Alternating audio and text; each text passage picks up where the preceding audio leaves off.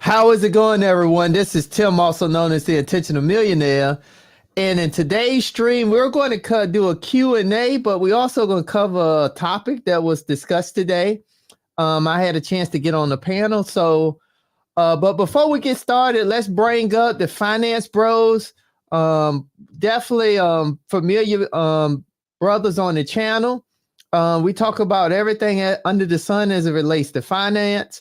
So I'm going to first bring up definitely Sim Saya. Sim is also part of the fire community.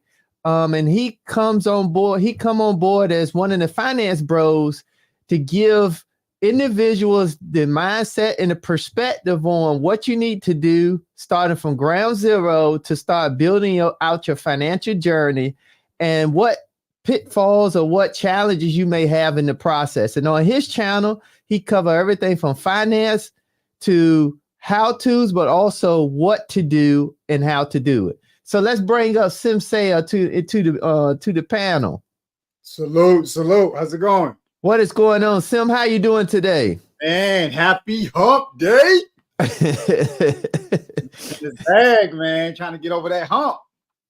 Trying to get over that hump, huh? Man, listen. Yesterday was my last day for the year, man. I'm gonna run it to the rest of the year, man. We're gonna see fantastic. Yeah, we're gonna see what happens, man. See if I can really check off all the things that are on my to-do list. But before anything else, man, let's have this conversation. You know, I'm interested to go through this question and answer session and see what the audience has in store for us. And I want to hear a little bit about that topic that you were talking about too as well. All right. Well, we definitely gonna have the conversation. So let's bring up our second individual of the finance bros. We got Mr. Perry Unlikely. And Perry, I like to say is a subject matter expert in different areas, meaning he's very diverse in the financial space. He's self-taught in the area of crypto. He personally helped me understand crypto, showed me some things about crypto, but also he's just not a crypto guy. He also understands real estate, own real estate. He's also licensed in the area of real estate. So he's very diverse across the board with just his knowledge, his capabilities, and understanding of everything finance related. And he's going to come to the panel to just share more insight and bring the finance bros together. So let's welcome Perry Unlikely. What is going on, Perry? Doing good, man. How's it going? It is going fantastic. What about yourself? Man, crypto is jumping like double dutch right now, man. I was just looking at after some of the the news as far as the Fed maybe pivoting. Man, sometimes, man, when when I know it's really starting to move is when I can. Sometimes I'll look, man, and the crypto will jump. In a day or two. In a day it'll jump. It'll jump about what I make in a week. Sometimes a couple weeks. So it's crazy, man. When you really see it starting to hop up, man, things are starting to warm back up. So I'm glad to see that. Now, as they say, he giveth and taketh away. So those are unrealized gains, right? But it still feels good. So it feels good when it's unrealized gains, but when it's unrealized losses, a lot of people just get quiet. But it's a long-term game though. But definitely excited to be back, talk finance. As you say, I am into crypto. I've been in it for years now, but also real estate. I would say real estate is that's the backbone of my, financial independence for me. And what's big also just working a regular job, man. I enjoy that. That's what I think people in the world are forgetting nowadays. It's okay to work a job that somebody's paying, people got 7 streams of income and it makes less than someone with a job. So all those buzzwords, man, but excited to get into it and talk about it. So cool. Let's do it. Well, today for everyone that just tuned in, we're going to definitely go through and say hello to, we got Miss Linus of videography in the building. Welcome. How you doing? We got Mr. Christopher Williams in the building. Salute. We got Peter Investor M in the building. What is going on, Peter Investor M? And in today's stream, we're going to do 2 things. The first thing is we're going to do a Q&A So if you have any financial questions, anything finance related that you want to ask us, it could be for you, it could be for someone you know. You can ask us, just type it in the chat and we'll go through, answer your questions. And then after that, we're just going to cover a subject that was talked about today on Anthony O'Neill's show today. And I think I think it's just a great conversation to have because it's definitely based in the area of finance. But I think it's a lot of meat and potatoes in that particular conversation. So for anyone tuning in, if you got any questions, just put a Q in front of it down in the chat. We'll make sure we answer your questions. And until we get questions, I'm just going to ask the panel just a few things and see what their take is what's going on currently in the economy. So you all familiar with I know the Fed said that they're going to lower the interest rate next year. So what's y'all intake on that? Any insight on what you think about the Fed's doing that? Do you think it's going to change the economy, or you think more people are going to be excited about getting into real estate? Kind of what's your thoughts? You muted, Perry. All right, sorry about that. I got two ways of looking at it. I think overall, I think in the grand scheme of things that people will be lulled back into however the Fed wants them to feel. I think that's what's really going to happen over the long term. But I do think there's still going to be some bigger issues to get worked out, specifically with the housing market. And I was actually talking with someone about this a week or two ago. That the housing market, to me, is going to be interesting because, you know, the biggest thing in the housing market, like anything else, is supply and demand. So as they start to come down on those interest rates, and we already know this because the interest rates dropped a little bit, and the housing market, just when the Fed lowers, you know, when the Fed starts to lower it, it's not directly tied to the housing market and the mortgage rate. But, you know, in the scheme of things, it does end up kind of following suit. But it's not really like a one-for-one. It doesn't work that way exactly. But I do think when they start to go down when the interest rates as far as mortgages start to come down, I think it's going to be a feel good at first, and you'll see more applications, which we just saw over the last month. But I think the problem is going to be the price of houses is going to start to go up, especially if the supply issue is not fixed. So I think that's going to be an issue. But I think the mortgage rates will start to come down, so that can help. The question is how far. But even beyond that, I think over the long run, it's just people are going to get lulled back in to you know, what they're accustomed to, what the Fed, and the sentiment will seem good again. But just remember, all the money printing and the quantitative easing is what got us to where we're at now. So we're just going to start to reverse course. We're going to always be on this yo-yo back and forth. So that's my take. It may be some short-term reprieve overall, but nothing is truly going to be better. And I think the same problems you have now, people are going to continue to have unless they find a way to better themselves ultimately, and not be so, and be self-reliant. I think that's a great perspective. Sim, I'm gonna bring you on. What is your perspective on the Feds, the rates, going into 2024? Yeah, I mean, my question is, what's gonna keep the feeding frenzy from happening out here in the real estate market? You know, I think that in order for us to really talk about like real gains in the real estate market, we have to get Wall Street completely out of the housing market. There's no way somebody with a paddle boat should be competing with somebody with a speedboat.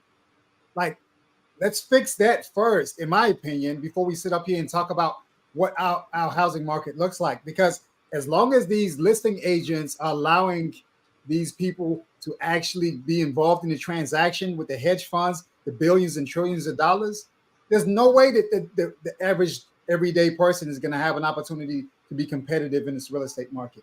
And I don't even know if it makes sense to even tell people that you're going to actually lower the rates next year if you're not actually lowering the rates at that given moment.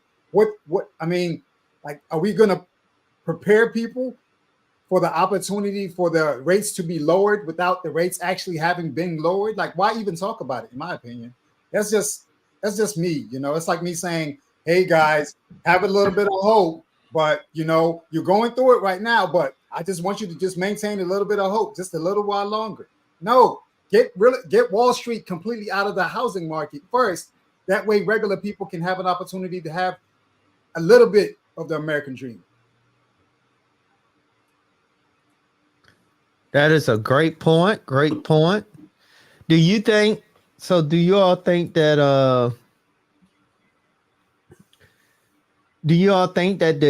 that's going to cause the housing market in itself to go down, or do you think it's going to stay the same? Which part? Wall Street? Just the prices. Yeah, there's the prices of housing. I think it's going to get. I personally, and by the way, let me just answer Sim's question. It might have been to me, but the reason why they're doing it is they're trying to go ahead and get people prepared. They're trying to make people feel good. That's why they went ahead and mention it. It's all about feeling good. It's like, hey, baby, you know, once I hit that lick, I'm gonna get you that ring. No, you're not. You've been saying that for 6 years, right? That's what that's about. Is like it's going ahead and trying to change the sentiment without actually doing anything to try to get ahead of it. Because then they can come back and say, hey, the market's been real good. And it's like, yeah, because people are anticipating, you know, what you've done. Just like I mentioned when I got on here about crypto, it was simply anticipation. It jumped up only because of anticipation. And you know what? I was so busy today, I haven't even got to look at the stock market at all. Guarantee it was up today.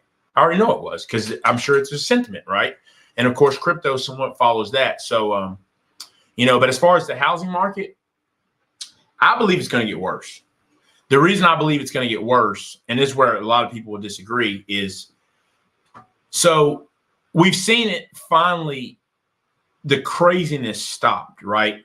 The craziness stopped, and that was what they wanted was, you know, as interest rates rose up, it did start to slow down buying. What hasn't changed is supply. There's a supply issue in the housing market. There has been one. And real estate is local. Just I always want to say that. But still, in the grand scheme of things, the supply is short. And realtors play, you know, you pay attention to days on market. You know, that's very important. Inventory, right? Because it's supply and demand. So what I believe is going to happen is as I mentioned, over that little short period of time when they saw interest rates come down over the past month or whatever, mortgage applications did go up. Now, the issue is, though, as it continues to drop, and I don't believe it's going to get to 3%. Let's say it gets to 5%. What's going to happen is now it goes to 5%, which probably will drive there's a shortage in supply still, but the demand will start to come back from that, right? And when that demand comes back, then what happens?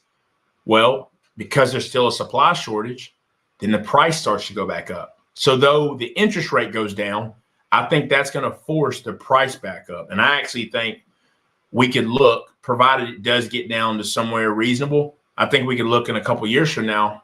I think the prices that we recently saw over this year and the last year, I think those will get left behind. So I think the market is going to, I think it's going to drive things up even more. And just remember what they're saying. We know that quantitative easing got us in that shape. They're literally saying we're going to start the process again. Now, how low will they go? That's the question. But I definitely think it's going to make the prices of real estate go up even higher. What you think, Sim? Yeah, I mean, yeah, it makes no sense to sit up here and make promises about stuff that hasn't happened. I mean, like it's the same way about like you celebrating unrealized gains. You know, it's like if it hasn't happened and you can't act on it today, like why even speak about it for real? Like I know that the morale is not there because like I feel like there were specific people, specific players, and I've said this from the very beginning. I've sat up here and I watched people on social media rubbing their hands together, getting excited about houses going 10,000 over ask, 20,000 over ask, 50,000 over ask, $100,000 over ask. Where is that money supposed to actually go in the marketplace? And how is John and Jim, Trey, and Jerome supposed to have an opportunity to participate in an environment where people are going over ask $100,000?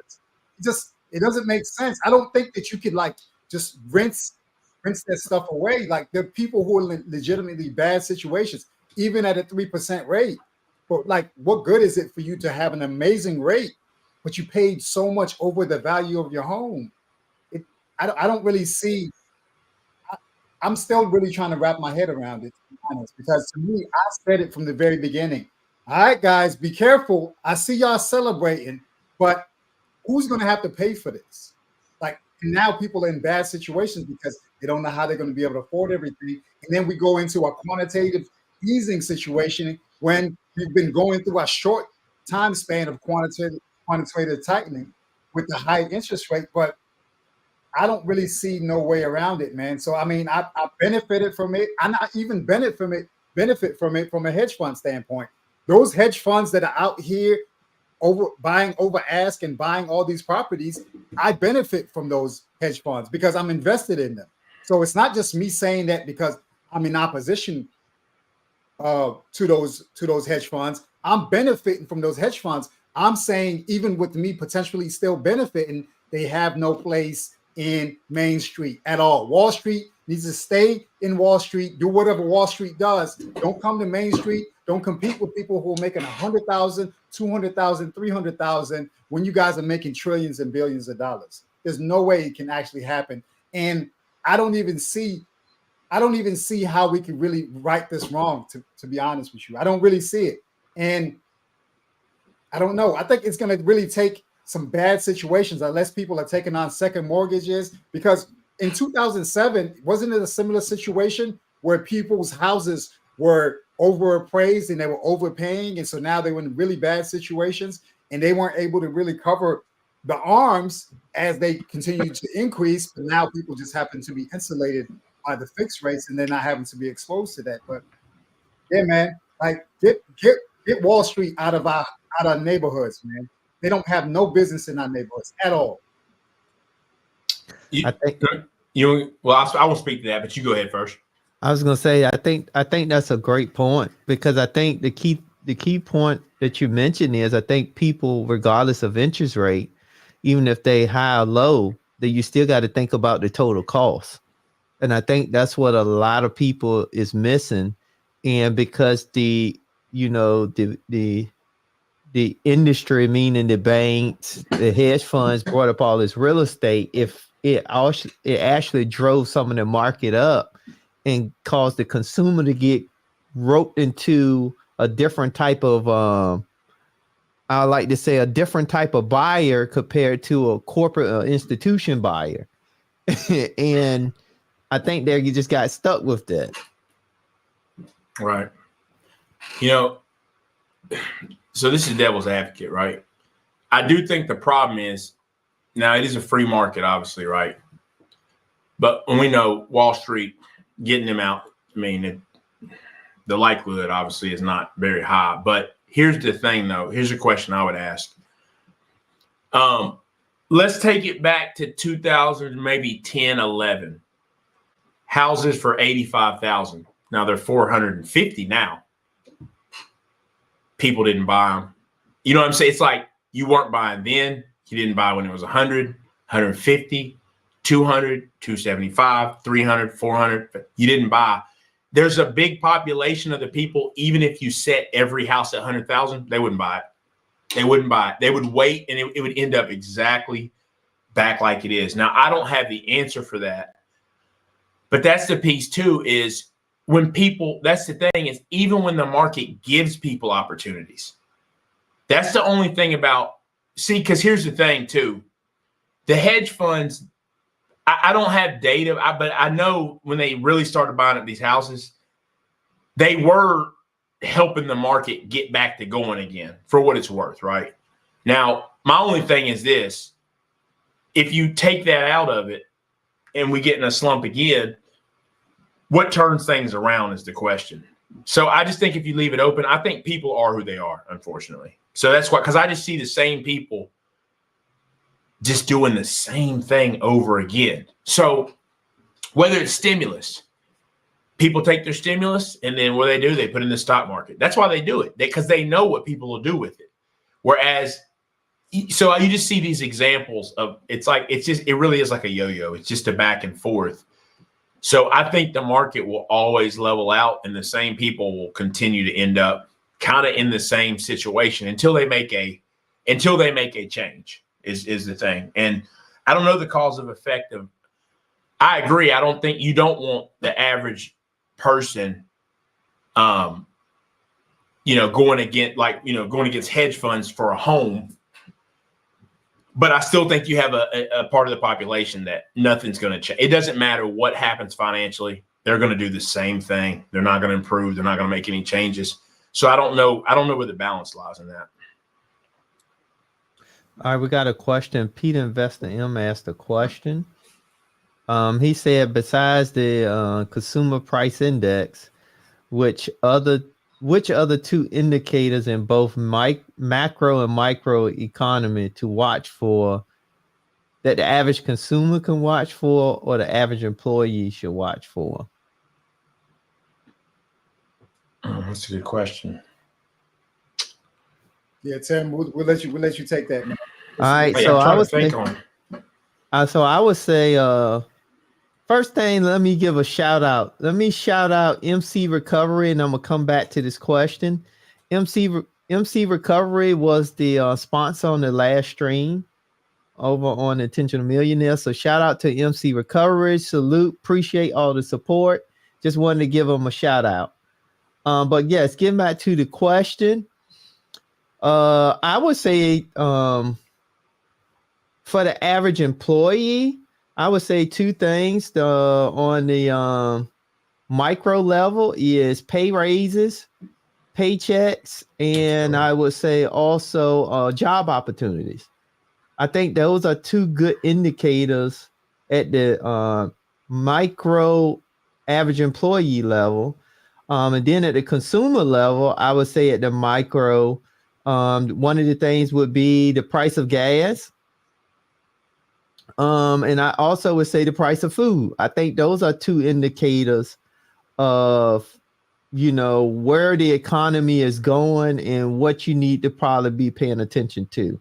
Now, when we go back to the average employee at the macro level, I would say then they need to look at, is their company got plans on merging with another company?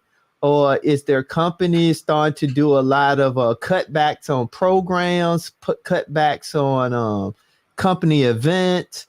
Those type of things is probably as an indicator of where the company and the organization you're working for is going. So that's two at the macro level for employee, and then at the macro level for consumer, I would say things like real estate and cars and car loans. I think those are two at that level will give you a good understanding of where the economy is going. Yeah, so I have something that I observed during the last housing crisis. Mm-hmm. And they say that small business is the lifeblood of America, right? So right. if you drive through your town or your city and you start to see these shopping centers, and a lot of the shopping centers have the for lease signs, and you see like a lot of spaces that are empty, it tells you that people are doing bad, right? Because everything's connected, right? If you look at these shopping centers that are owned by CBRE or don't get me naming the other companies, but there's a lot of these management companies that manage these corporate spaces of these shopping centers. And what happens is you have people who have the small businesses, they'll have a boutique or a space inside that shopping center. So they'll pay that shopping center, and then that shopping center will have an opportunity to acquire more property. And ultimately they have an opportunity to either participate in the Wall Street as a REIT or something along those lines that allows them to be competitive as it pertains to being able to generate a high profit margin. But if you don't see that in your town, then you know, okay, something's happening here. These people who have these small businesses, whether it's people who are knitting things or people who are making like arts and crafts, so all the different businesses that you can run from a boutique. If they're not able to support themselves with those businesses, then okay, something's going on here. We're going through a depressed situation. We need to be preparing ourselves for really bad situations to come forward. Now, I don't know if Tim agrees with this narrative, but this is something that I just happened to stumble upon. And I really realized this recently, probably this year, I started to see more for lease signs, and it became clear to me that something bad was happening out here. But another contributor, of course, going remote, and the dependency for these corporate spaces really going away. No, I totally agree with that, Sim. I think that's a great point. That people really need to pay attention to. I totally think that's a great point. What you think, Perry? No, that's a very good point. And I also I like what you said as well. Wages are, I mean, that's a big part, right? I mean, wage growth is important, right? And then just having real data on it. You really got to look at. You really need to dive down into numbers yourself to understand, because all these numbers about job growth and all that, it's convoluted. It's not very clean. Sometimes and sometimes it's a percentage, sometimes it's numbers, to make it look so you just got to dig in yourself. But wage growth is very important, obviously, because especially when you're dealing with inflation, it's how are you beating that inflation, which you need to be, right? So I think that's real important. And then, like Sim says, yeah, of course, just get out and look around. That's a big part. I mean, that's a big part right there. Just get out, looking around. So very good points you guys made. So do anyone have any additional questions? Any additional questions? You can ask us anything that's financial related. For those of y'all that don't know, I'm just going to lean right into it. My camera's acting up again. I don't know what's going on, but every now and then I'm going to get up and see what's going on. I'll be back on the camera. So I always say, just look at the black spot. If you don't see nothing else, it's okay. But no, so if anybody don't have any additional questions, then what we're going to do is I'm going to play a short video, and we're going to have a conversation about it. In this video, I'm going to say fair use. It's from Anthony O'Neill. He did a stream. He did another live stream. Question, thanks. Credit Karma update trip over for me.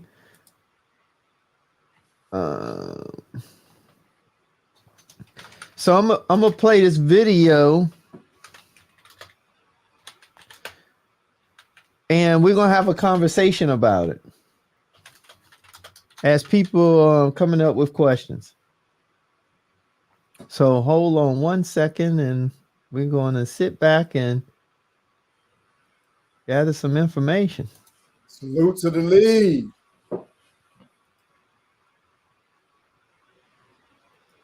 Yeah, we got TLA was in the building.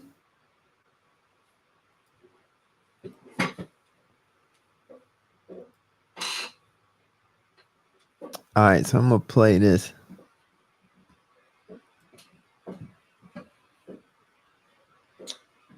We don't have no sound. Not hearing the sound. You don't hear no sound? No sound, no sound. Okay, no sound. All right, hold on. You gotta click the tab, share audio.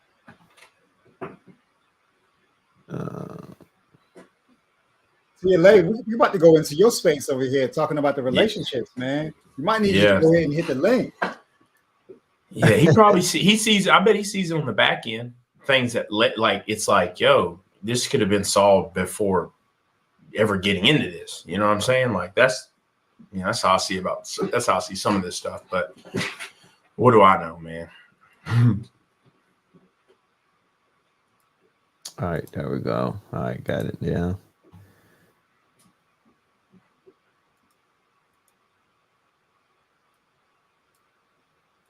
This live, y'all, because we're gonna talk. And I want you to call in and I want y'all to give me your honest thoughts and opinion. Because I had a conversation with one of my good friends. She just had a son. And while I was in New York, I went and saw her just to see the little man, because she's like a dear sister to me. And while I was having this conversation, I was asking her, like, where's my brother at? You know what I'm saying? Where's my guy?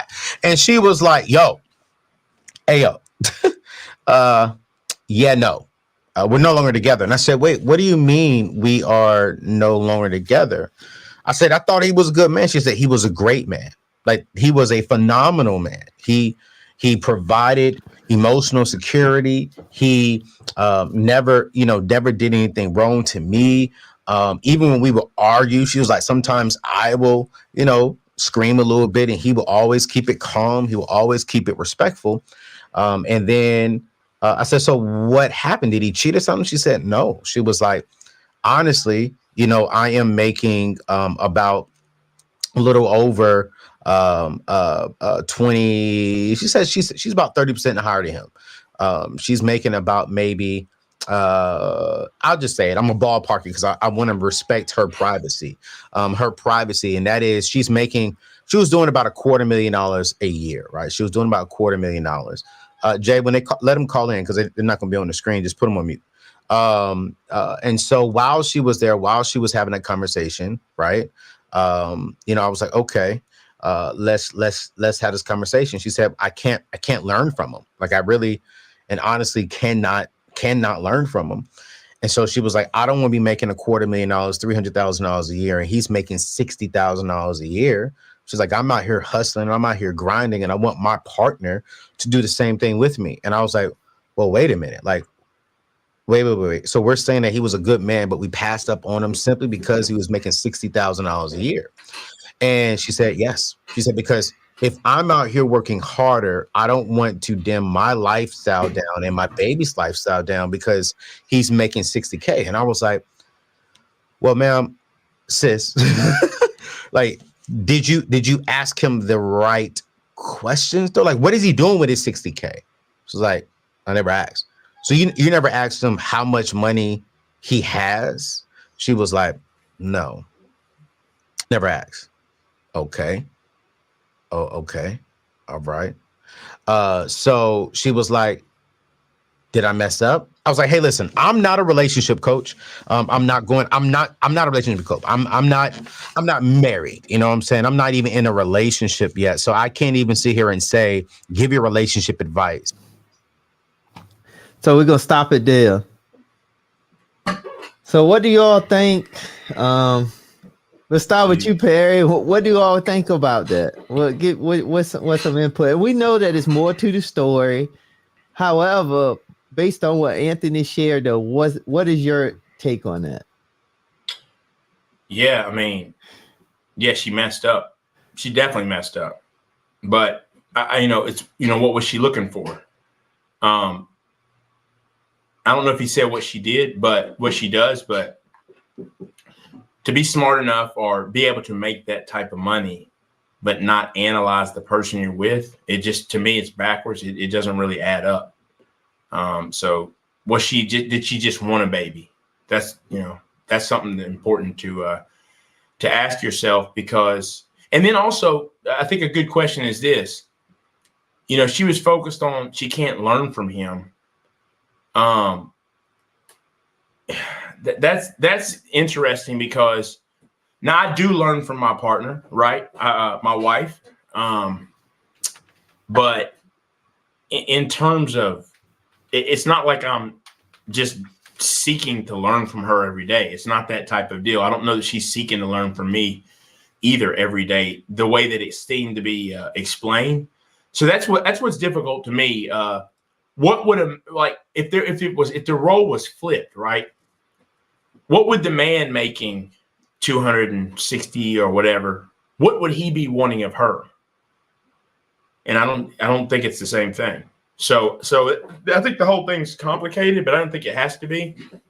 I think she could have asked questions and she just simply chose not to, because we hear this all the time. They're not this, they're not that. Then why did you have a baby with them? Why'd you get with them? Unless you just wanted that and you wanted to move on. And that's what it sounds like to me. But when you said, did I mess up? Of course, yeah, you definitely messed up. You didn't qualify the person as far as to what they make, and you had a kid with them. It's wild. It's wild to me. Wow. But you're smart enough to make $250,000. That's wild. What's your take on this, Sim? Damn, Perry, that was shady, man. That was shady. I'm gonna take a bar at her because she made $250,000, man. Listen, her intelligence expounds beyond her ability to make money. She also applies it to her partner choosing skills. I think that it reminds me of the story of the husband store. And man, I wish I had like all the different points to really apply as it pertains to the husband store. But I'll tell you I'll tell you quickly. The first floor will have men who have a job. The second floor will have men who have a job and they're physically attractive, right? So what happens is a woman will come into the floor, she'll look around and she'll say, okay, you have the option for you to stay on this floor, or you have the option for you to go up to the next floor, right? So then you go up to the next floor. Like I said, now she has men who are attractive and men who have great jobs, right? So then she has an option for her to stay on the second floor and choose between staying on the floor with what she has, or maybe potentially going to the potential on the next floor and seeing what the other floor has to offer. So then she would opt to go to the next floor to go ahead and choose what's happening on the next floor. So now she's got guys who are attractive, have a great job, and they're great in bed, right? So now they have an opportunity to choose whether you stay on this floor or you potentially go to the next floor to see what the next floor has in store. So then they go to the fourth floor, and on the fourth floor, they realize, hey, you reached the top floor. There's nowhere else to go from here. Please exit the building. Something along those lines, right? And that's what this story is about. It's like you had everything that you felt like was necessary in order for you to have a mate. But then for some reason, something in you tells you that their ambition and the money that they're making was good enough for you to live with the person. But it's not good enough for you to actually decide to partner up with them and figure out a way for y'all to work together. It's wild to me. And it kind of speaks to the narrative that a lot of people end up having out here. It's that, what is it? The birds in the bush are better than the ones that you have in the hand. They say one bird in the hand is better than the two in the bush. It's the complete opposite in this scenario, where she's opting to see, hey, what is there? What can I see over there that I don't already have in my possession? So I don't know. It's a wild situation, and I think that it's a big contributor in a lot of people not getting the stuff that they want. I think we're both saying the same thing. I mean, can you guys imagine me talking to y'all and I'm like, yeah, I'm going back to school, and y'all like, oh yeah, cool, all right, that's what's up. What you gonna do? I'm gonna get my master's. Okay, word. And I go back. We don't talk about it again. And then maybe 3-4 months later, you're like, oh man, how's the master's program coming along? Oh no, man, I can't even do that anymore. You won't believe this. It's crazy, man. They didn't even have a master's in supply chain management. What you mean? You mean you enrolled and didn't even know if they had the program you wanted? That's why I don't understand. It's like you laying down with dude like that, and it's almost better if it's a character flaw, something that slid by you, than it literally being he didn't make enough. That's the easy. I mean, this is external. That's the easiest thing to find out. It'd be one thing if he was really a bad person and somehow he tricked you, but it was about the money he made. He was making that the whole time. That's what blows my mind, man. That it's something deeper. It's something deeper. And I would say she probably just wanted a baby. I mean, I just think she probably wanted a baby. That's what it came down to. Because she's like, hey, I got everything I need. Let me get this baby and move on. And here's the thing. she admitted he was a good guy. See, that's the other piece that I don't think, well, she couldn't have been thinking about, because there's going to come a time when she does want the good guy, she won't be able to get it. And she'll never get that. She'll never get it. She had something actually good women have been looking for and haven't been able to come across. So they say, right? And she tosses it to the wind over money that she has. It just doesn't make sense. It doesn't make sense. This whole thing over money and like, he's got to match me. He's got to this. There's a yin and a yang to it. And then I don't want my kids' abilities to be stifled. You mean by growing up with parents who make 300 and whatever thousand a year? It's just, I think the whole thing reeks. Something's not adding up. I think she just wanted a baby. Yeah. I'm gonna say I think it's two things to that. I think one, this is just a direct correlation to too much social media. Is one, because if you have something that's doable, meaning it had give all the checks, and you're not willing to give up one check out of all the other 20 checks, that just doesn't make sense to me. So what that means is, one, you living through possibly too much social media, and you're expecting you're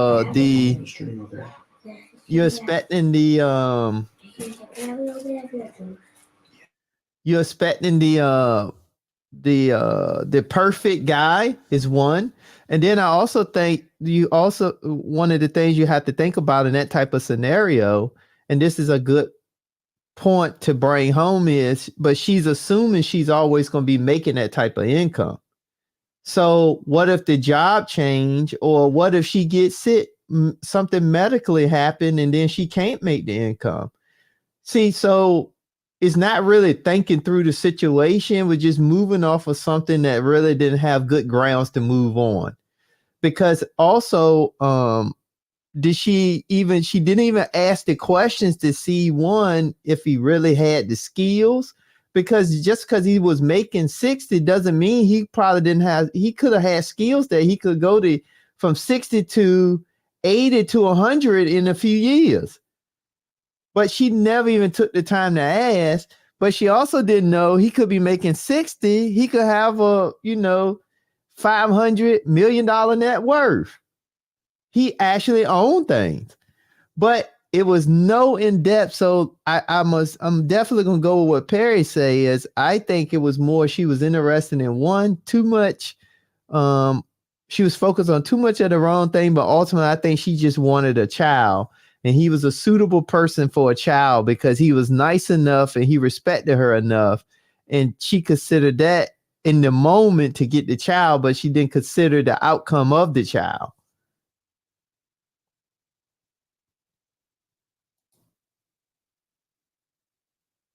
You muted, Perry. Here we go. Yeah, I think that's spot on, man. I think this is a bigger issue though, because I continue to hear this. I mean, I continue to hear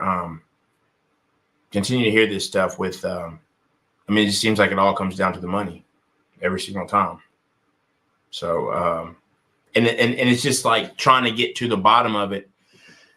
There's a trade-off, right? So yeah, if you have two people making, everything's about balance. So if you have two people making 250, okay. So, and there's different formats you can do that where it'll work, but depending on the job, okay, then now what's the kid get from you? If you're both, so it's just, I just think the whole thing is crazy. And it's like, I couldn't learn from them. There's a million groups out there to learn from. I mean, you just think about this. Just think about it with friends, right?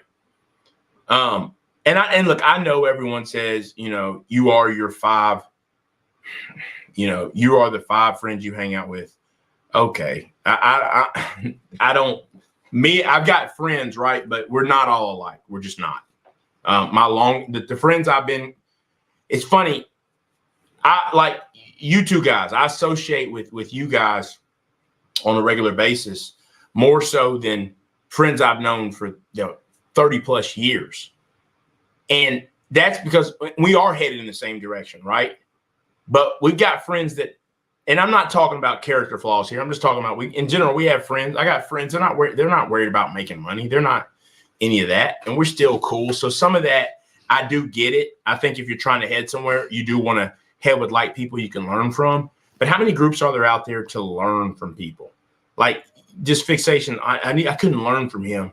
Complete cop out. It's just crazy. You could ask so many people about their spouse. What'd you learn from your spouse today? Oh, nothing. Nothing. What we're going to do on Saturday. So it's just that whole thing. It's bogus to me, honestly. And it's sad because once again, now you have the child in it. And, once you didn't think through that, now the child is the one that have to suffer. And then to ask, did I do something wrong? So yeah, it's crazy, man. It's crazy. Just some flawed thinking, in my opinion. What you think, Sim? Yeah, I think it's interesting, man, that that people think that it's perfectly fine for them to bring children into this world with this simple ideology of that this person on paper does not look good, because they don't look like the ideal mate that I should have as a C-suite executive or a person who assumes this role, that I need to be reaching for men who are high up on the rungs. It's a wild phenomenon. And I'm not going to really bring like a racial aspect to it, but I do think that, let's not reduce people to just money, how much money they make. I recall the movie Acrimony, where this woman was putting too much emphasis, and it's a movie, it's not the real thing. It could be loosely related to what's happening out here in the marketplace. She's putting so much emphasis on how much she's carrying the load in the relationship, and her husband is on the precipice coming up with something that's going to be innovative, that's potentially going to pay off. And she's sitting up there losing faith, all the way up to the point where she starts to belittle him and berate him. And he leaves her. And when he leaves her, it becomes more conversation about, hey, who are you to think that you can leave me? I carried you this long, and so on and so forth. But then whenever the thing that he was talking about actually ends up hitting, now she's bitter. Now she's upset. Now she's becoming vindictive. Now she wants to be back into the space that she had an opportunity to be in before, but now she wants to sit up there and compromise his new relationships because she didn't see the vision that he had from the first place, mainly because of how much money he was earning compared to hers. It's a very simple ideology, and there's no way we could be reducing people to how much money they make. I question, and I would say what you should see out here is maybe the possibility that maybe systematically it's designed for it to be like that. Maybe systematically it's intentionally done in order for the men to be in a depressed situation and for the woman to be elevated because she can be our diversity hire, she can be our example of diversity or inclusion. And so we can pay her, an amazing amount of money, but we might not really respect the work she's putting through, but she's a diversity hire, and we have to prop her up based upon that role. Now, I'm not saying that there's not women out there that do amazing work. I do understand that from a corporate strategy, it does benefit them for them to be able to say, hey, here's a token diversity member who's one of our higher earning individuals, and even she says that there are no opportunities out here in the marketplace from a dating standpoint. So you're sitting up there committed to doing a project for the job, all the while everybody else is going home to their families and the households. So I don't know. I feel like systematically that's part of the intent, and we have to figure out a way to propose it and make it work for us. But as long as we have this logic where I'm earning more than you, so there's no way I can respect you, I don't think that there's much of a future that's going to be in store. And a father figure is not a substitute for the biological father for any child out here. We shouldn't be opting for children to raised in a house outside of the household with their own biological father, because studies have shown that children who are raised in those environments tend to actually track better out here in the world. And so there's already been enough contributors externally that have kept that from happening. Why would we self-select ourselves to be in a situation?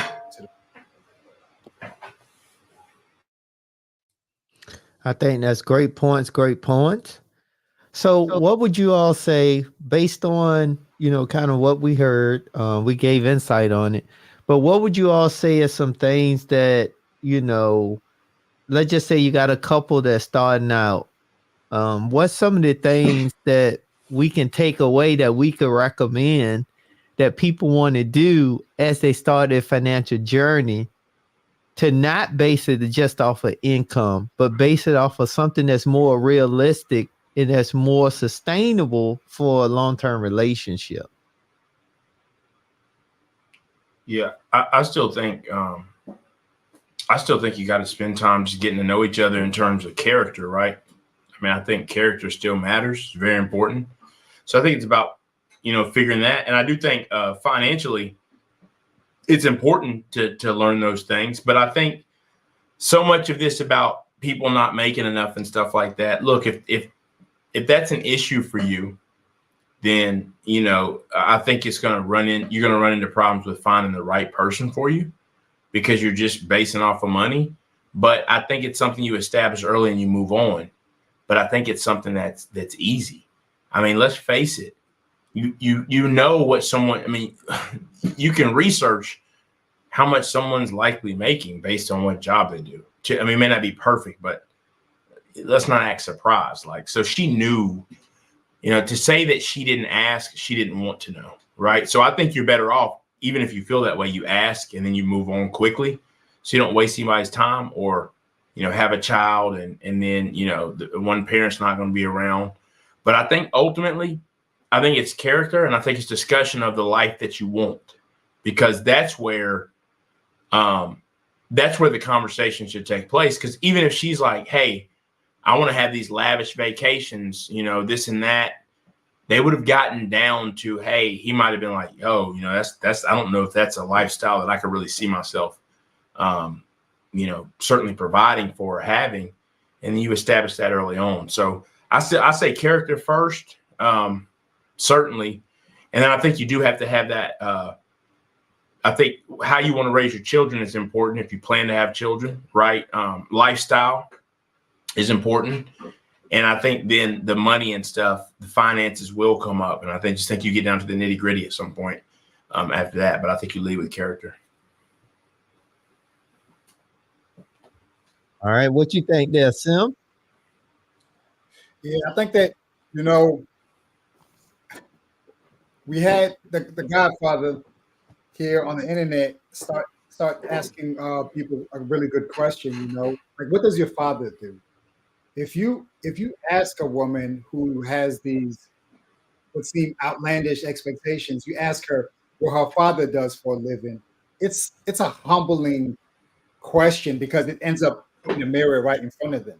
Because if their father is a blue collar worker and he's living a humble life, how is it that she's going to expect you to live this opulent life yourself when her own father, who brought her to the situation that she's at today, does not live that life? So you can look at stuff like that, and I agree with Perry. I've always said that any person that's moved by money, power, or greed, I don't really have a desire to be around them, because I feel like they can be easily moved by those tools or those catalysts.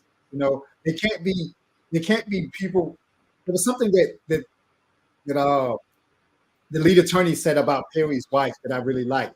And the lead attorney said Perry's wife, she knows how to stay on code, right? That means that if she's in a public setting, she's not going to be all smiles in front of a strange man. She's not having a desire to engage in a long discussion with someone that is not her husband, because she knows that, hey, her priority, her attention needs to be focused in a space that benefits her husband, and not in a space that just benefits only her alone, and her stuff.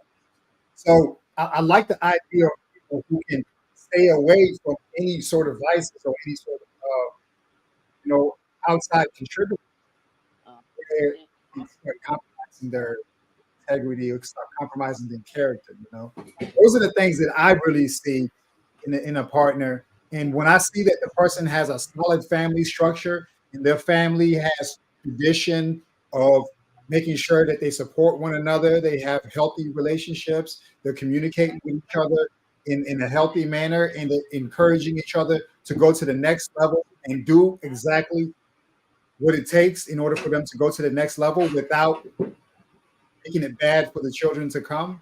I think that those are really good core principles that you should look for. But I look at family structure, I look at the family dynamic. If the person doesn't have that already, how is it that they're going to be able to actually arrive at something healthy if they don't really have nothing to base? Well, let me ask you. Well, let me ask you this because I think that's a great point. So let's just say though they do have a great family dynamic, but they too reliant on the family dynamic, meaning they don't make time or they don't consider or do what's required for their own family. So they're so engaged in their family that they forget about their own family and then everything else around them. All right. So is that a question to me? I can go ahead and Yeah. answer if you want. Mm-hmm. Well, I mean, so there's a book called Complete Family Wealth. And the book actually talks exactly about what you're talking about, right? So every quarter or every, semi annually, right? The family will get together and they'll have family meeting and they'll have a series of different steps that the family is supposed to be taking, actions that the family's independently taking, and they're supposed to happen independent of their specific spouse. Some things the spouse can be included in, but some things that the spouse is not going to be included in. And so I think that it's healthy for those frameworks to be in place, but they cannot put that at a higher level than their own family. They will just have to figure out a way to find some equilibrium, in my opinion. There's no way that you can definitely do both of them at the same exact time with the same exact intensity, because one role tends to actually require a little bit more of you than the other. Especially if the family is already established, you have an opportunity to potentially pursue that on more of a passive basis compared to you being in your own family, because in our family structure that's already pre-established, someone else might be a part of the board or the chairs who are actually making majority of the decisions that are necessary for a family to run. Whereas in your family, you are the board, you are the chair, and you and your spouse are the most responsible for making sure that you can carry your family to the level that they need to get to. But I think that it is an issue if they prioritize that more than they need to. But I think that also speaks to them not really respecting their mate and them saying, hey, I can't trust you enough for me to run on this journey along you going into the future. And so I'm just going to rely only on my family and what they've done for me. And I'm not going to really put no faith in what you got going on. I think that's a great response. And I think that goes back to Perry's point. You really got to have a conversation, because if they don't necessarily trust no one or trust that individual, one, they should not be with them or be dating them. And two, that means that they got something that's unresolved. Because the only time you have a lack of trust going into something is because you got some distrust from somewhere else. So I think that was a great response. Really figuring out a way to see, because I think a lot of times, at least for me, and this is just with finances, I think discipline is important, but also when you hear people talk about relationships so much about compromise, but a lot of people really don't understand what compromise really is. It's not compromising on the easy stuff. It's compromising on the stuff that you don't necessarily want to do, but you're doing it because now we're trying to find a balance for equilibrium. And I think that's a big, at least for me in my experiences, that's always been a big thing that always come up. People don't really understand what compromise truly is. It's like, I'm gonna compromise on the easy stuff, but anybody can do that. Yeah. That's why there's a lot of cap out there. The whole thing, like, I run it this way and da-da-da. I don't care. It's like, it's cap. And then you're going to say they're always happy. Yeah, and they're happy because they know I know what's best for them. Okay. It's not true. There has to be, there's always compromise in life in anything, right? And like you said, it's the bigger stuff, right? And those are really the things you really got to hash out, raising children. Because those are things, right, when it comes to people's faith, how they raise their children, things like that, that's where compromise can get dicey. So it works better to know that up front. Those are the types of conversations people should be having, and I know, pretty much it seems the world's far removed from courting, but that's why there was a process to actually find out stuff. So, so you talk about it, or, so you talk about those things and you figure them out so that you know that you're aligned, certainly at least on the biggest things. That's why there's literally no reason you should reach a point where you have a child and you haven't even figured out the basics. Like, you haven't even figured out what's going to work for you all in a relationship. And now you have a child. It's setting them up for a disaster, basically. So, no, you guys have made some really good points, though. Spot on.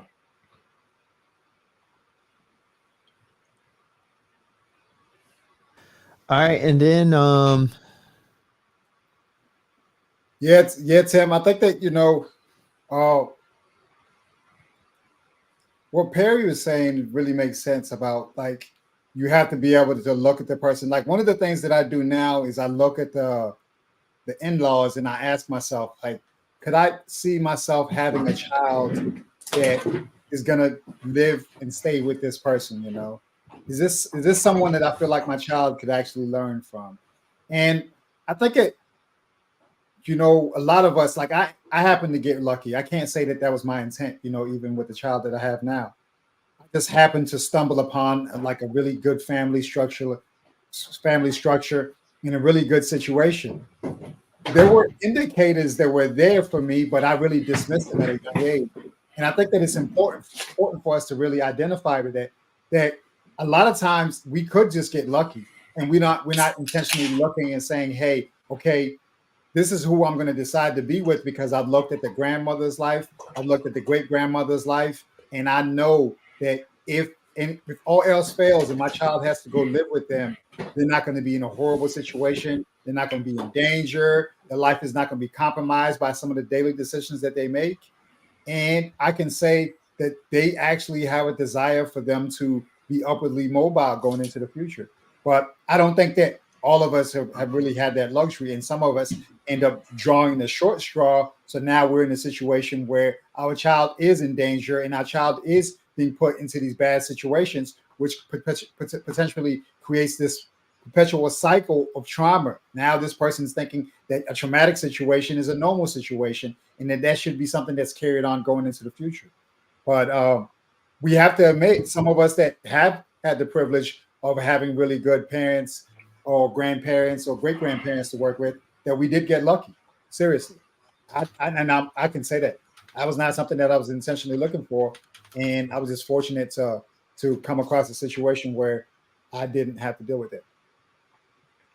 I do want to point out something real quick. I think it's important to mention. I think people forget there's just a natural order to things, right? In anything. So I think that's what's getting left behind is when you do stuff out of order, at the end of the day, you got to figure out a way to fix it, right? You got to figure out a way to fix it when you do things out of order, but ultimately, and you'll make up for them, right? So my mother raised us and, there was hardships, but she always made sure to tell us, like my mother really was like, get married before you have kids and things like that. And you know, when things happen in life, you find a way to make it right. But, you know, just like you hear people saying, you know, I had to do without so my kids could have that. I haven't had to do without so my kids can have anything. But part of it is the natural order. If you're younger and you have a child and it's just you or whatever, the struggle is because you're not financially there. There's all kinds of reasons, right? But what I'm saying is when you go through those steps and then it's like, okay, now we're choosing to have children. We've analyzed what it'll cost. We've analyzed how we can pay for it and that we can afford it. And we're at a certain place, like having them in your early 30s. It's different than being 20. You know, my brother, he was 21. So I was 20 when he had my niece. There was never a way that they could provide the same way that my wife and I could. Now, he's grown and they've grown and you grow through it, but there was never a way they could provide like my wife and I established in our careers. But what happens is it ends up costing you. So that's why I'm saying not having these conversations up front, it ends up costing someone later down the road, you know, and by a certain age, some people don't ask because they don't want to know, but it's going to catch up to you anyway. But you reach a certain age, you should be trying to pull everything out the cupboard and get down to the facts so that you keep yourself from going down a certain path that's inevitable anyway and stuff like that. So I think it's just got to be more conversation at the heart of this. Extremely important conversations. Yeah, I think that's one of the things. You know, when it comes to finance, that's why, you know, one of the things that I normally mention is and you talked about it as well, Perry, when we started out, is I think we have to understand that it's just not always about the money. Money is just a byproduct, but there's so many other things that's more important. Because to me, this shows character flaws, this shows integrity flaws, this shows some major flaws that's not even about her and him at this point. It's about the child. And I think too many times, you know, we got to make sure that we have a standard going in, because I can't even say she's 100% at fault either, because he had to pay up. He played a role too into them getting into a relationship and them having a child. So I think one of the things is, you know, what people can learn from this is the fact that you got to assess more than just how much people make. You got to assess, like Sim say, the background, the family. Like Perry say, you have to assess, you know, what their character is like. You got to assess so many things before you come to the realization of, is this what you truly want? And one of the things that I talk about and I share is on this particular topic was, you got to think about what type of outcome do you want? Because nothing else matters if you're not clear on what you want. Because if you're not clear on what you want, you just leaving yourself up to take whatever comes your way. And this is a good result of you take whatever comes your way. Now, it is a lot of things we don't necessarily know, because one of the things we all agree to is that we think that ultimately she just wanted a baby, a child. Because like you stated, Perry, to be able to make that level of income and not be able to process and evaluate the person you're dealing with, no, it's just something don't make sense. Right. Yeah. It does not add up. It's crazy. Yes, it's crazy. You know, and it's it definitely is alarming. And you know, this for me, man, because look, I always look for a place, and I'm fortunate. I feel like, you know, I got married in order and things like that, but it don't mean I was perfect. I definitely wasn't, but because I like to be, because I know that things happen. People have, like I said, people have children out of wedlock. Things happen throughout life. Certain people can bounce back. Certain people can't. But we got to admit, regardless of what you believe, there's just an order to things that make things easier. Think about this, man. I went back to school. I had been out of high school, probably approaching 6 years. And you can test into the math. I was like, I'm trying to start out the bottom at algebra. I didn't want to skip nothing. I didn't want to need something in calculus that I didn't get because I barely got by that first step. Nope. Let me get algebra 2, all the way up to calculus 2 and beyond. So there's just natural steps, and you should be able to try to find, should be trying to find those things out. And just it's just like people aren't doing that. So that's what's problematic. And that's why I think one day, I guarantee you, man, if lead attorney took statistics on, and I know it's not going to be perfect, but the people who got divorced, certainly present day, how they met, and just little qualifying information, there's going to be a lot of people that stop talking about divorce and just say these are two idiots that should have never been together. Like, we talk about divorce like, oh, the divorce rate. Yeah, but how many of these idiots should have never gotten married? That's the problem. Like, y'all met yesterday and went to Vegas. What did you expect? You know what I'm saying? Versus, that's why we do see divorce rates and things like that do go down when people get married after a certain age. Why? People after a certain age, their thinking is generally more clear. They're more wise. There's pieces to this if people really want to pull back the layers, but people don't want to because they just want to make content. But the truth is, yeah, man, this whole thing just with her doesn't add up. But it is unfortunate though. It's definitely unfortunate. Definitely an unfortunate situation because I think I've said it a couple times on here is, somebody pays the price. And that's why I generally am just cut different. That's why, like I say, you meet somebody, there's all these rules on dating. After a date, got to give me this after so many dates. I'm telling you right now, if you're trying to go back to the spot after the club, I don't want you.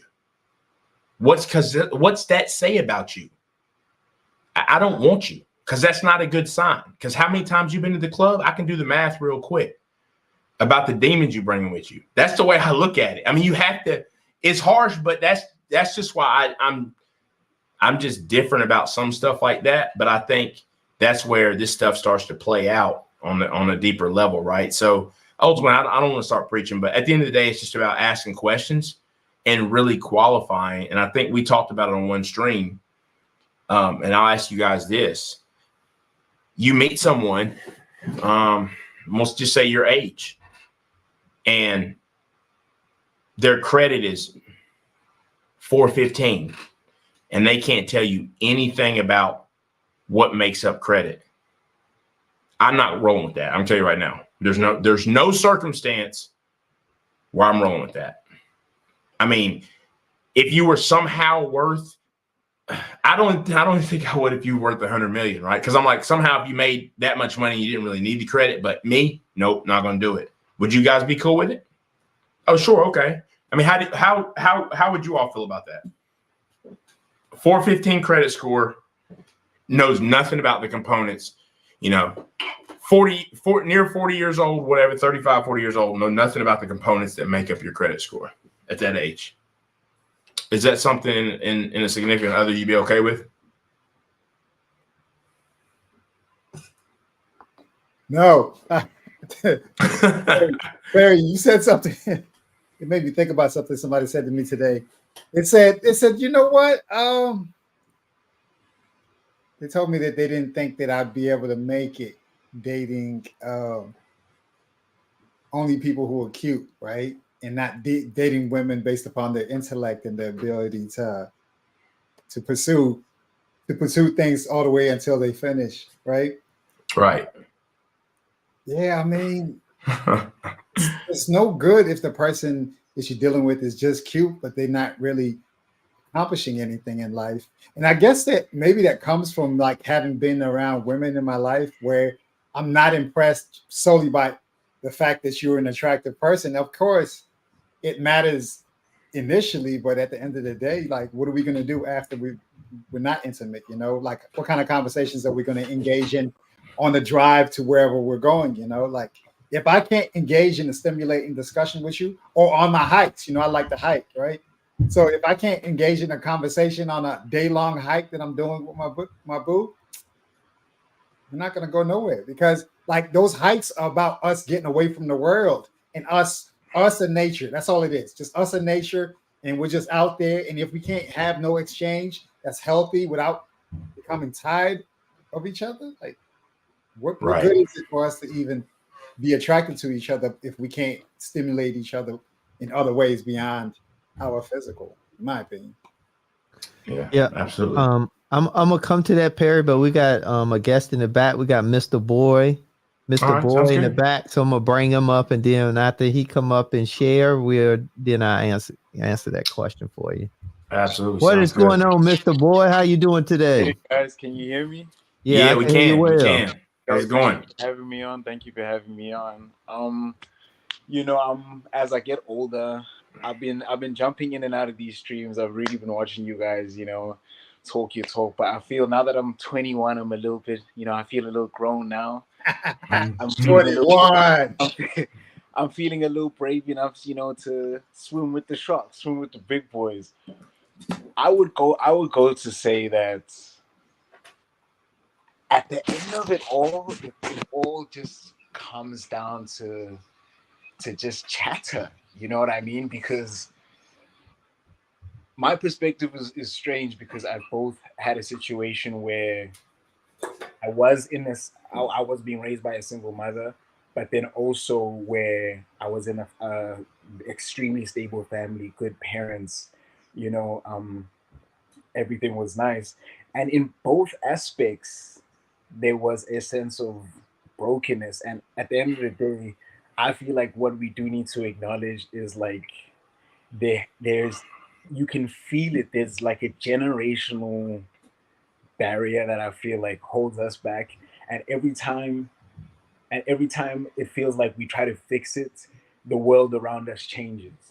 You know, it's weird when the father figures in our lives look at us and we look to them for advice, and the world is so different from what they grew up in that they can't even give us advice anymore. You know, it's like whether it be relationship, whether it be financial, I think there's a deeper discussion that needs to be had about like what is going on with all of us. You know, like you see people that do everything right, that wait, you know, like you see, I've seen my aunts who waited till they were in their 30s and kept themselves for marriage, and in the end got like cheated on. And then I've also seen the same thing the other way around, and then we like constantly fight with each other. And then when you bring finances in, when you want to bring finance into all of that mess, you already have like we're already like trying to run, you know, with Oscar Pistorius limbs here, you know what I mean? And the fact that we're still able to do it in some situations, I think is beautiful. But sometimes I feel like it's hard to, because I want to be able to listen to these panels and have hope. But I look at my situation and other people's situation around me, and I'm like, sometimes it feels like you guys are trying to reach out and talk to us, but you don't know what it's like to be us right now.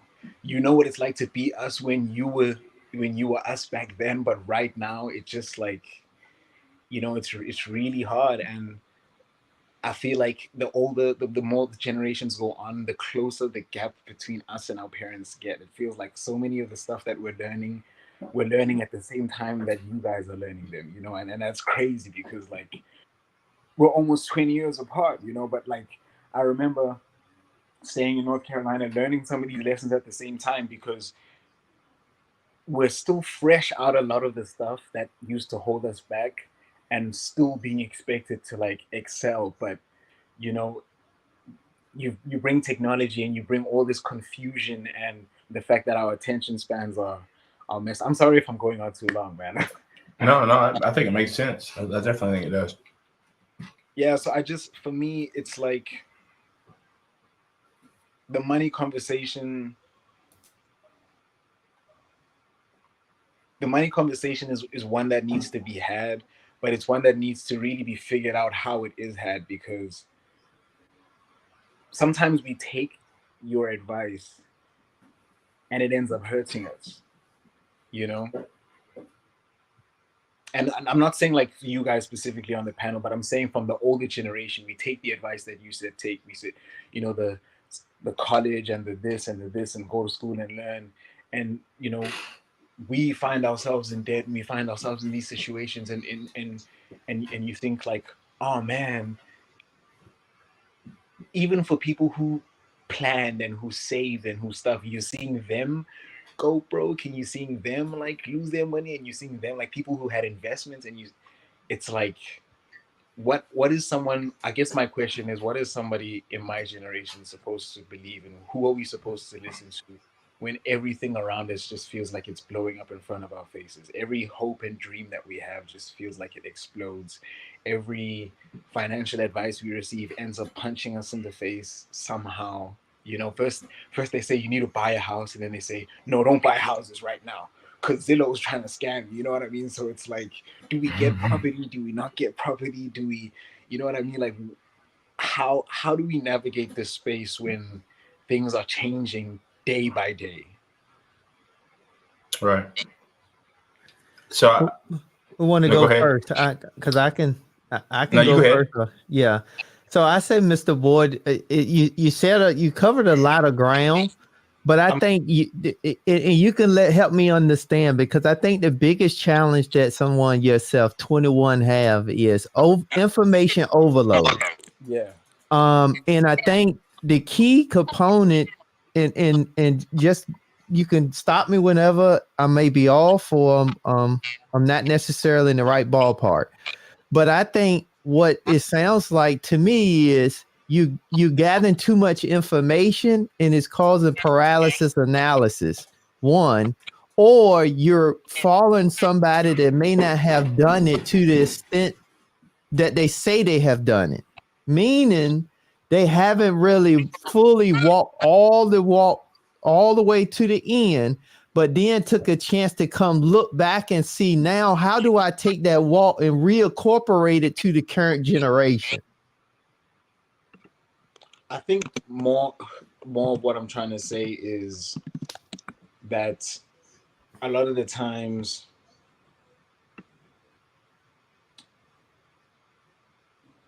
I'm sorry, let me try and mute my mic. My apologies. Oh, good. Yeah. Only when you're listening, we're having a reverb. But you good. You were saying? I guess more of my question is sometimes it feels like it's not as black as black and white as it's shown to be. I did hop on the stream later, but what I gathered from the conversation that I did get was that there needs to be a structure. There needs to be there's some sort of order. And what I'm saying is, in our lifetime, we've seen both order and disorder, and each one ends in pretty much the same results, you know. And when you talk financially, and what I was trying to do is tie that into financially, is we've seen people who save and do everything right and invest in the right stuff and start the business and bootstraps the LLC, and we see people who do that and people who don't do that end up in the same situation. And it's very discouraging for someone like me when it's like, it feels like any advice that you take ends up just biting you in the neck. Yeah. Tim, can you bring us on the screen? But yeah, so this is what I say. As it pertains to finance conversations, I think that you have to liken it to swimming, right? So swimming is just the general concept of us being able to navigate the waters, right? But when you swim in a swimming pool, it's not the same exact technique that you would use at an ocean during low tide when the wind is blowing at 150 miles an hour, right? It's not the same exact strategy that you're going to deploy when you're out there swimming and you're at high tide and the wind is also blowing at 150 miles an hour, right? So the general concept behind finances is about just giving you just general information. Now, the nuances, the specifics really just depend on your specific scenario. You know, like the whole idea of personal finance is it's supposed to be just like an overall theory, but the actual application is just really specific to your specific scenario. Now, as it pertains to like our families' lives and just like the overall dynamics, we have to understand that our mothers that bring us into the world, the way that they treat us as children is not the same that they treat their spouses and their partners, right? So the way that they regard them is not the same as they would their own children. So while the mother might be willing to do everything in order for her to contribute to her child, she might not have the capability to actually inform a young man on how to become a young man, right? She can give him the theory, but she can't really give him the real world experience of okay, society is not going to care about you. They're going to try to kick you down, and you're going to have to figure out a way for you to navigate it, push through. Or she might not be able to really tell you how to date other women. She might be able to tell you from her standpoint, but as far as like what people are attracted to and what they really respond to, it might be completely different depending upon her actual lived experience. So I would just say that just like the general information that's given out here on the internet is just all just a theory in a very isolated environment without a whole lot of opposition. And that's what it sounds like, generally speaking. It's not a whole lot. It's not a heavy tide that you're dealing with. It's not you dealing with a heavy current that's pulling you away from what you got going on. And we just have to make sure that we understand it. Yeah, I think you made great points. I think a part of it, like the seatbelt deal, right? Like someone's like, I know a guy, you know, he didn't wear a seatbelt and it saved him. Okay, but but like 150 people, it saved their life, right? There are the ones off. So for me, I'm always looking at it, and I speak very direct about ways of doing things, but I'm always speaking. To me, it's always about risk, right? So my thing, it just, growing up and even seeing, like I said, when I compared my brother, right. And we come from the same household, but him having a child early on versus me having one later and my sister having one later, seeing the difference. I just look at it like all you can do is try to minimize risk. That's really all you can do. But regardless of what you do, someone has went the path I have and they're flat broke and divorced, right? So there is that's the true thing. You can do everything right and then get cancer, but you're a lot better off if you just try to minimize risk the way up. And I agree with you about school. I've said this multiple times. It don't matter, just get a degree. They can't take that from you. As if, it don't matter what you spend, just get that paper. That's the most bogus. Our parents and grandparents thought they were doing what was right because at a point they couldn't go get it. But then what changed, I think you meant like how things have shifted. And the thing is for them, they come out owing like $8,000. Some of us come out owing like 150, 200,000, only making 40,000. You're straight screwed. So it shifted so quick. They're giving advice that's awful. It's good. It was good 40 years ago, but now it don't apply. And now I'm in a hole I can't get out of. And you'll spend 40 years trying to dig yourself out of a hole. And then you got a degree that you despise. So I agree. I definitely agree with that things are starting to shift so much, but I do still believe there's certain principles. There's certain principles I would stick by. And I like what Sim said. It's really just giving you the basics. And I think that's what you got to watch for in today's world. There's so many gurus and this and that out there that you're hearing everything.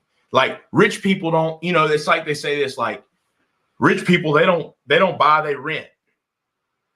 Yeah, but see, that person but they own 40 homes that they rent out to people.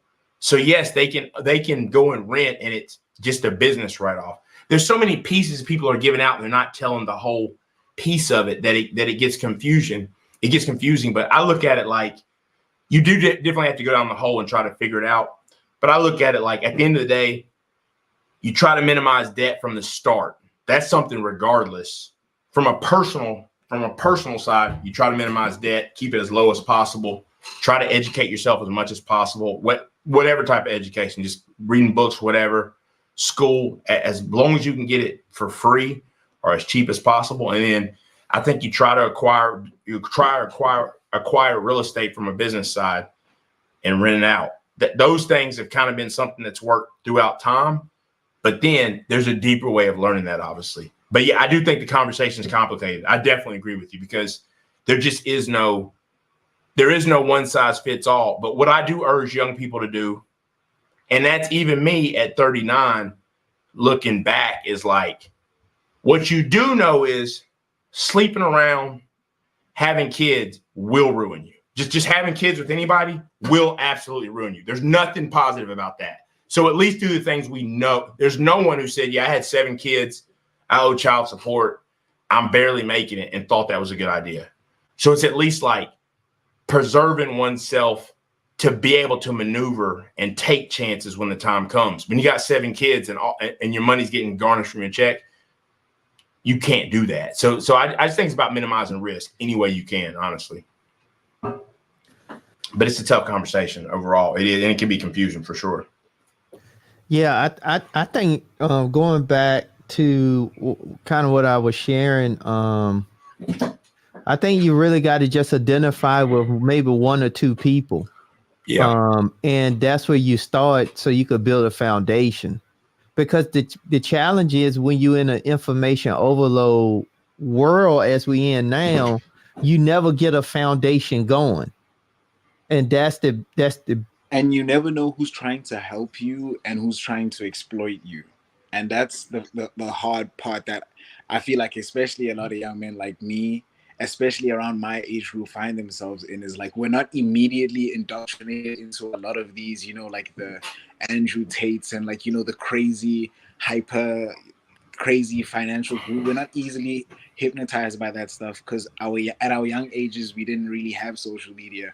But in our teen years, we grew up with it. So it's a struggle to find who's advertising in your face and who's advertising to you in secret and is like manipulating you subconsciously. And you find yourself going down rabbit holes every week. Like this week, you think that crypto is the thing that you need to do. And the next week, you think that this is the new thing to do. So when you say like, try identify with 2 people, when there's like millions of options to choose from.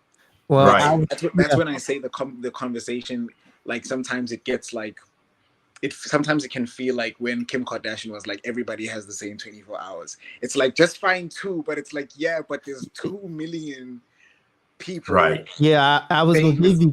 I was gonna give you 2.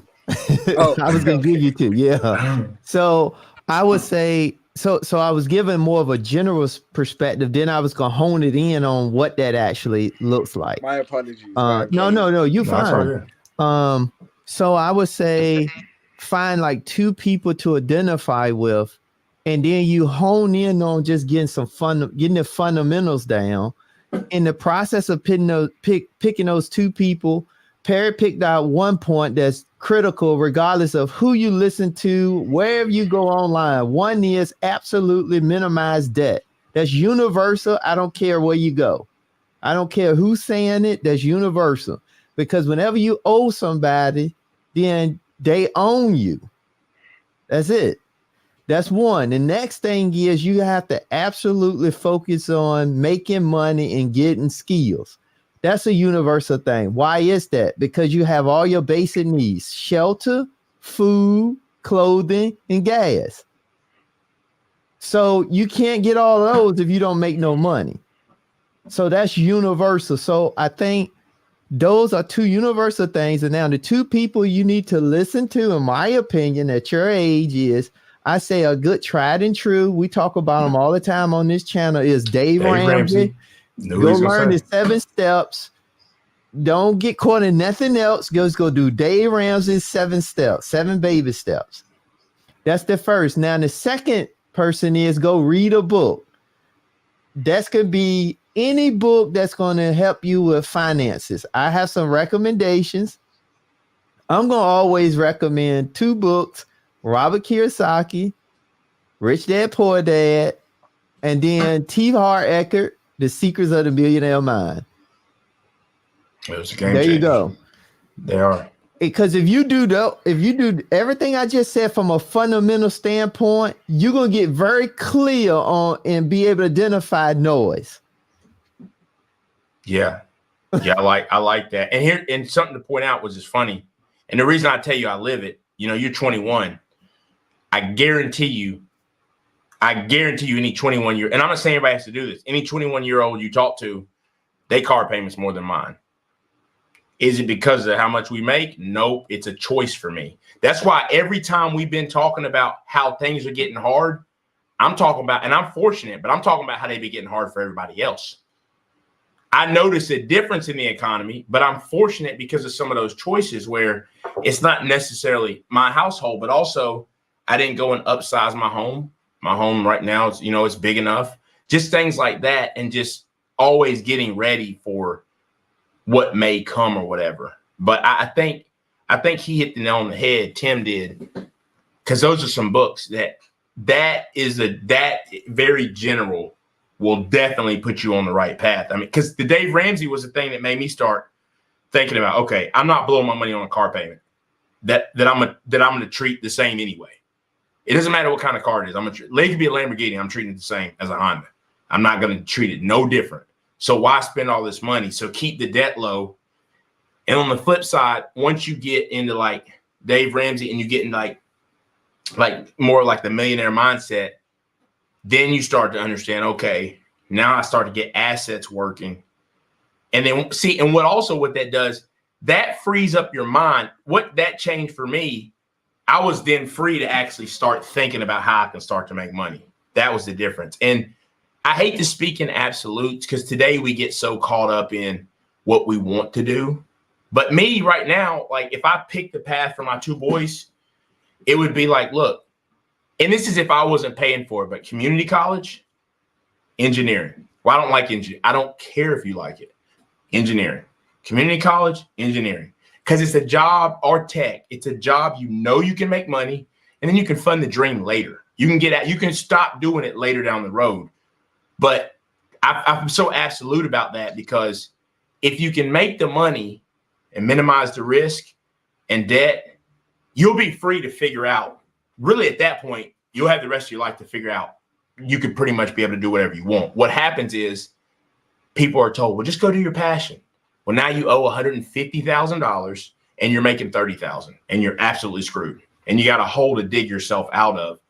That's why a lot of YouTubers that are successful, they done made a killing. So they figured out how to make money doing what they like. Even lead attorney, he didn't want to do that no more, but he got something that would actually make him money. Then he could put it into YouTube, and now the money he's making is so far more than he ever made. So that's the way that I look at it. You do what you have to do, minimize debt, fund the dream, and then you're on a whole another level. So I think Tim made good points. Yeah, Mr. Boyd, and I want to get your feedback on that. But one of the key things about what was shared is that'll stand in the generation, in the test of time. Yeah, because that's fundamental. And what it's going to allow you to do, it's going to do a few things. It's going to get you laser focused in a particular area, and that way it's going to help combat and deflect a lot of the distractions. 2, it's going to now allow you to get the clarity and create the discipline to now start your journey for you, whatever that may be. Right. Because, what ends up happening, at least for me, and that's why I mentioned, I think a lot of times when you hear information from an older generation, the danger in that sometimes is they haven't been in tune with the new generation, so they haven't went back and retailored the information for what's currently going on. So what I spend my time doing is on top of learning what is currently going on, but also understanding now, how do I need to tweak this based on the environment and what's going on now? But what stuff is fundamental and tried and true, regardless of what's going on in the markets, regardless of who's telling the information, regardless of where you may be at. Those are fundamentals that's always going to be able to get you through any financial situation, but also be able to get you through any type of situation once you create the discipline. Because discipline is universal. It's all wickets of your life. It's not just one. Right. You can test people too, man. You want to test older people, just as far as their mindset. And this is an example, but it doesn't have to be music. It can be whatever. But me and my friend talk about it. I'm 39, and we have a friend. We'll be talking, and he's like, "Lil Uzi Vert is trash." Now, first of all, if you don't know who he is, well, that already tells you, right, that you're probably a little bit out the game, right? But on the flip side, the thing about that is my answer is there's many artists that, I may not like them, but to say they're trash, it means I'm out of touch. Why? Because I know when someone's selling millions and millions, there has to be something to it. So even as I get older, I should be able to say, okay, there's got to be something to it. And if I'm not willing to say that, you don't need to listen to me, because I'm not even able to open my mind enough to think these kids are listening to. There's a reason why they're paying attention to this person and why the person has sold 8 million albums. To call them trash, the older person's out of touch. And that's just an example with music, but it's that way with all kinds of stuff. To just it's anyone who just writes something off and won't listen, I wouldn't even deal with them, because they're not going to be in touch and they can't really offer you. They're just going to offer you something from 1980. It's not going to be anything up to times. Now, it doesn't mean they have to know everything about it, but them being willing to listen and at least try to understand it, that's someone you should be able to listen to, because they're really trying to find the truth or whatever. So I think that's important too, to kind of separate that, and that's why I always say that as you age, and you're right, you will lose touch at some point. It's just, it comes with it. It comes, every generation thinks their music is the greatest. It's just how it works. So I do think that's important, but I think at your age, what you're going to have a hard time doing is the very fact that you're listening to this, you're already a step ahead, because you're not going to find that many people searching for answers yet.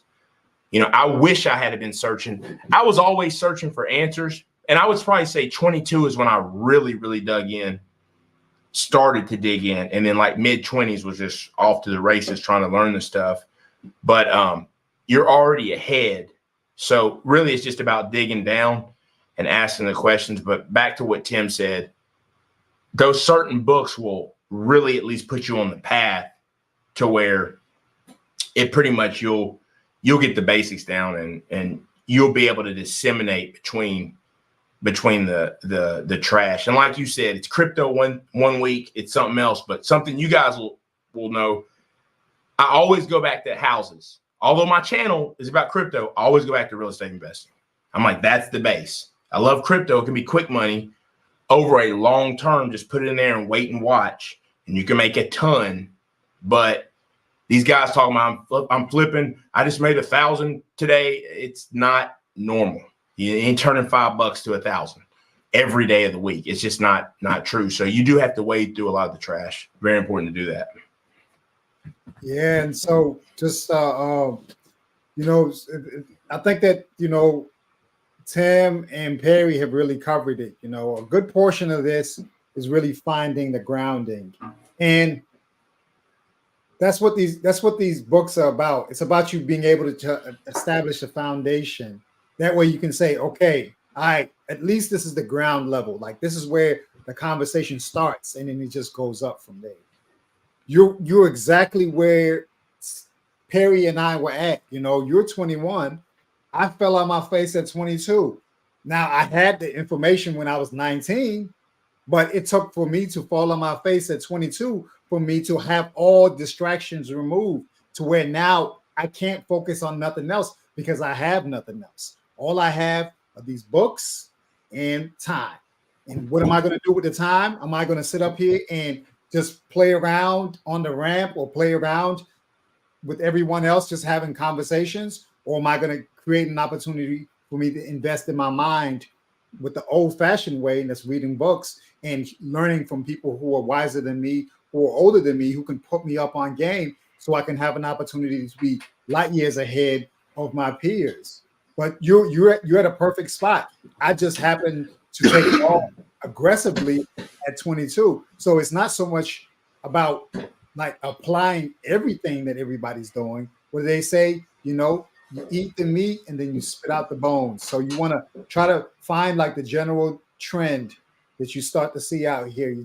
This person said for me to start out this way. This person said the same thing. So then you can find kind of like an equilibrium between the two. And then you can say, okay, it seems like two people from two different circumstances applying the same exact ideology, and these are the same outcomes that they were able to arrive at as a result of them taking that action. So it's not an exact science, and it's just more so about really finding grounding. And once you have an idea of grounding, whether that's either through listening to Dave Ramsey, you can just listen to his show and you can see how he's scrutinizing people.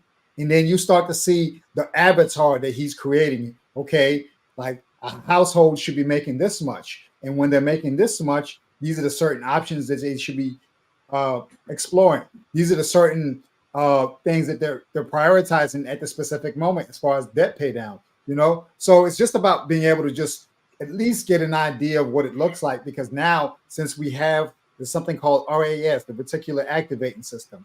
So once the reticular activating system has developed a relationship with success or what success looks like, then you start looking around and you start seeing it everywhere. You said, oh, I see how this person prioritized paying down their debt because it created an environment where they weren't focused on monies that was pouring out. Now they had an opportunity to explore monies or opportunities for their money to go up. But, it's just going to really just take for you to establish that grounding. And once you do that, you're going to be able to really see the upside from then on, for real. So I was rambling earlier on. Oh, we lost you. Might have lost him. He should be coming back. Yeah. Come on back, Mr. Boy.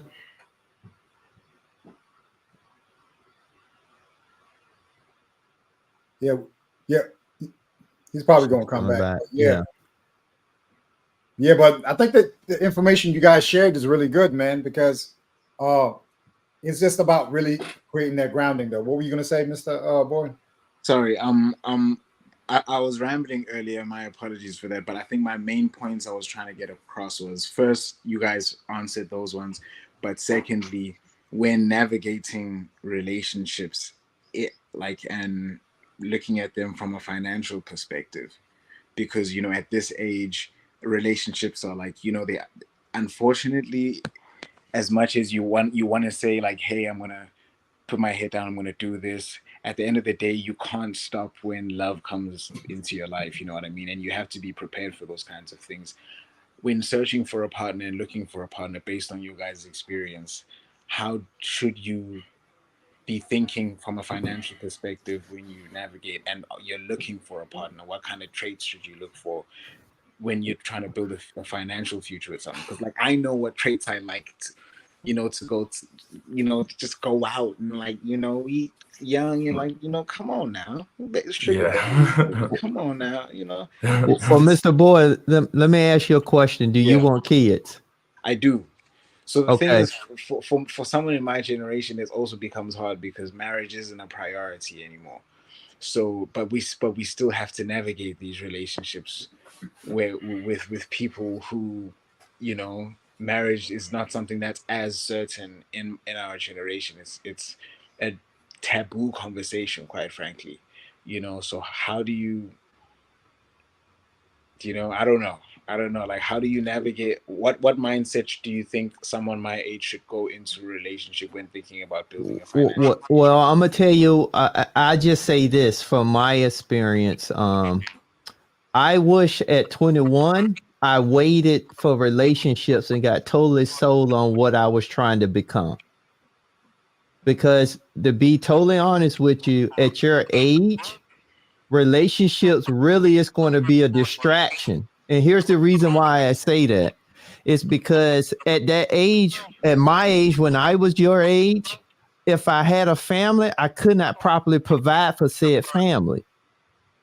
So the reality is I'm taking a bigger risk. Going back to Perry's point, you're going to be taking a bigger risk because now if you do meet someone, you want to get married, then kids may come next, but you may not have got to where your goal is at yet. But now you got 2 people, 3 people that may be relying on you. Does that make sense? So I think what you should do, at least for me, and I'm pretty sure everybody else going to have a different opinion. I think that you should not necessarily be seeking marriage right now, but I think you should be seeking relationships so you could be building your relationship skills. So you can have an understanding of how to communicate with a woman. This would be all prep work for your wife. But when you get your wife, it's going to be around that you got Mr. Boy, know what Mr. Boy want. You have a foundation. You make it, you generate income. So now when you find her, everything's going to kind of be easier because you know how to communicate. You're not young trying to find yourself, but you're trying to find yourself, but you got family relying on you. So I know for me, that's some of the things I did wrong. Because I'm telling you now, I just think where you at right now, just and I'm not a psychologist or anything. I'm just going off of what we just had a conversation about. Yeah. I think the fact that you have a lot of distractions that's making it hard for you to make your determination on the path, that to me is a red flag that you got to get Mr. Boy right first. For me, it's more what is the path, you know? Right. So like when the distractions are gone, what is, because there are so many, what is the path that one is supposed to go down on? And like, because you always want to learn from mistakes, but there's mistakes in every direction. So which path is the path that you should go down on? Because I've seen people be successful going down this path and that path and that path. But what I've understood is that by getting the grounding, you begin to understand what move best suits your situation and what you should do for whatever it is that you want. That's correct. So your path should be now is based on the stuff that I share with the books and Dave Ramsey, those type of things. That's your financial path. But now you got to still determine what your skill set path is going to be. So if you're going to go to school route, one, I say go community college. It's cheaper. It's easier. From the standpoint of being able to get associate's degree in shorter time, but you can now hit the workforce. If you're going to get a degree, it has to be a marketable degree. It should be any form of STEM. It should be AI based. It should be, if you're going to, things of that nature. And I can give you more details on that, but that's the path I ultimately think you should go down, and then start building the skills. If that don't work for you, then you could go the trade route. You would want to go a trade, whether it be electrician, plumber, a trade that we always going to need regardless of what the economy is doing. Also, you could do editing. You could do digital content manager. It has to be trades that's marketable and not all of this. I'm doing it because it makes me feel good. This is my passion. That don't pay no money for what you need right now. I'm just being honest with you. And once you get that should be your path. So your path should be a financial path and then your life path. But that life path is for the skills that you're going to find for you. Now, the thing about that is I can't tell you exactly what that is, but now you got to go do the homework and research and find out, give yourself some options, and then start asking questions. Come back to somebody like Sim, myself, and Perry, start asking questions, and then we can kind of help you with giving you some more insight, because all of us has a network that may know someone that work in that particular field. And not necessarily from the standpoint of guiding you down that path, but just answering questions. Does that make sense?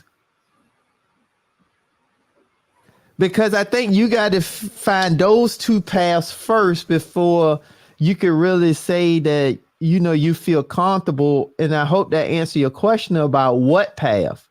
Yeah, See, one definitely. path I can tell you, the financial path, but the skills and the life path for making generate income, that's going to be based on you, the individual. I do have something I want to add real quick, Mhm. and this is my take. Now, to me, on the relationship thing, I still think at your age, one thing I don't think people do, you do need to identify what type of person you are. Now, some people want to go out and make all the money and they want a trophy wife. Some people don't. This is not who they are. A lot of people won't admit that. That's not who they are. They want someone that's going to be out there working like they are. We're going to both go out and get it. This is the type of, I think you need to identify that. Now, my belief is this. While I do agree with Tim, I still believe you got to identify those qualities.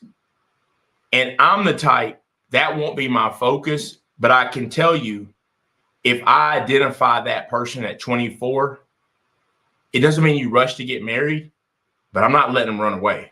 Because I believe that's because the person, even with the changing world, I believe the person is out there. But for me, I think about, okay, what are the odds? And I was older, but what are the odds I come across my wife? I don't believe I'd have come across my wife to this day. Might have, might not have. It's something I would not gamble on. So what I'm saying is, even at 24, you come across them. Doesn't mean you get married right away, but if you've identified that is the person, you could take years, you could take your time, but you can at least mark off those who you know aren't it. Because this is what I want. And if they're like, oh, I'm not going to work at all. Okay, next. Like, you can mark those people off and just don't waste your time with them. So you don't have to be looking for that, but you might come across someone and it's like, yo, this person's really got, I've spent time getting to know them. We're on the same page. This is maybe somewhere I would try to spend my time for the next couple of years, just getting to know each other or whatever. And then you may look up and then you're 28 and you've established this is the person I want to move forward with. And then the timing might link up right. So I don't know if you guys disagree, but I'm just saying, I just would be careful not to, because sometimes when we get on women for doing it all the time, they want to be a boss chick and keep their head down. They look up, they're 37 and they can't get the man they want.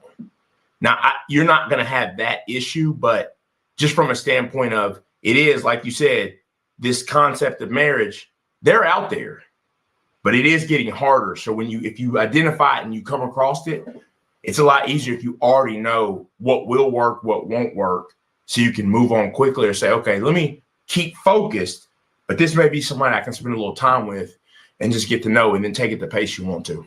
So that's my thought on that.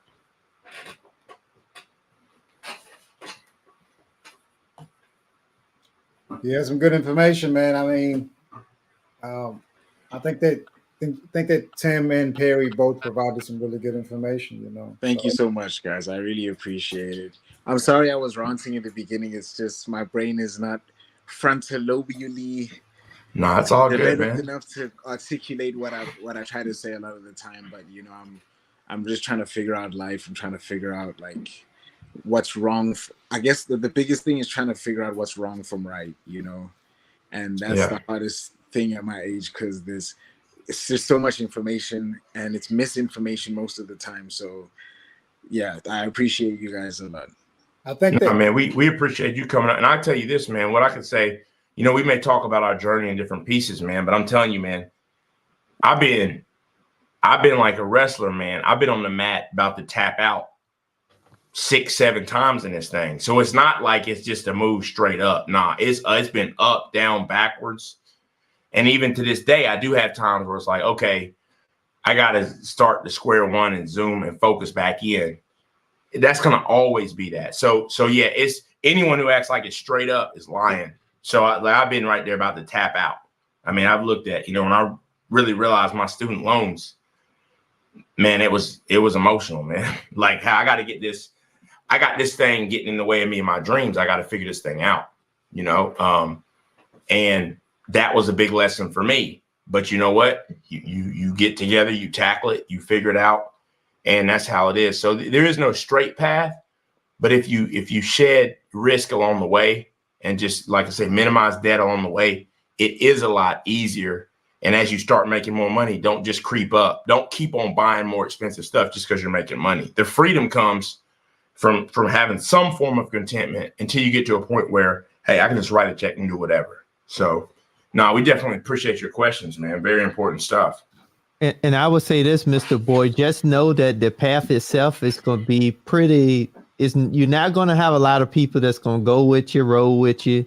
You may even start to change friends, and that's okay. It don't have nothing to do with them as a person. It's just now you have a better outlook. You have a more focused outlook, because a lot of times we want to move forward, but we're also trying to move forward with people that may actually be holding us back, because they'll tend to have you start doing some of the things that they grew up around you doing. And you have to know that you got to set yourself apart because you have a bigger goal. It does not mean that they're good or bad people. It just means that you have a focus now. And a lot of times when people get challenged with their best friend not necessarily supporting them or whatever the case may be, they roll back to just being with their friend.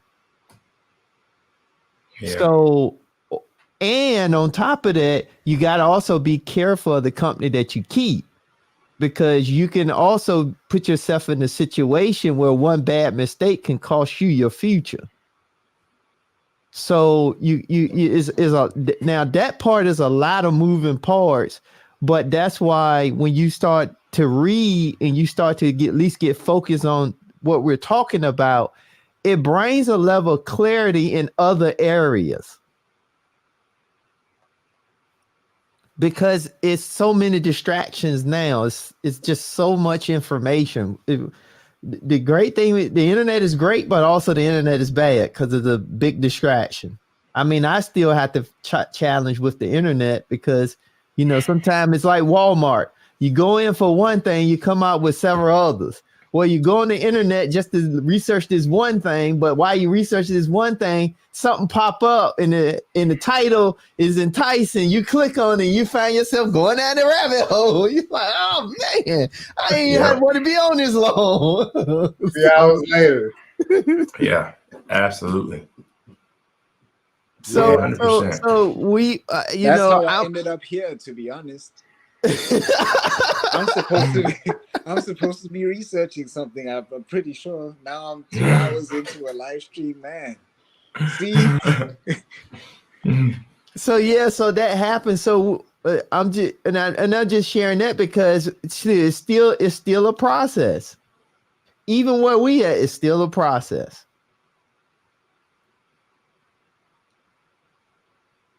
Just remember that, even it wasn't until 28 where I had like a really good idea of something that I knew was marketable, something that I had genuine interest in doing, and then the desire and the will for me to go ahead and push forward in order for me to get it done. You're not going to have it together. And a lot of people will tell you that they had it together very, very young in age.